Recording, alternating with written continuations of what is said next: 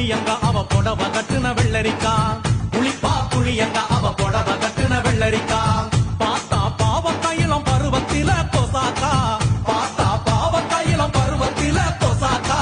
சோக்கா நடக்கும் போது சுத்த வேணும் பூசணிக்கா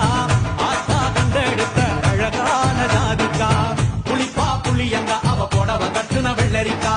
புளிப்பா புளியங்க அவ புடவ கட்டுன வெள்ளரிக்கா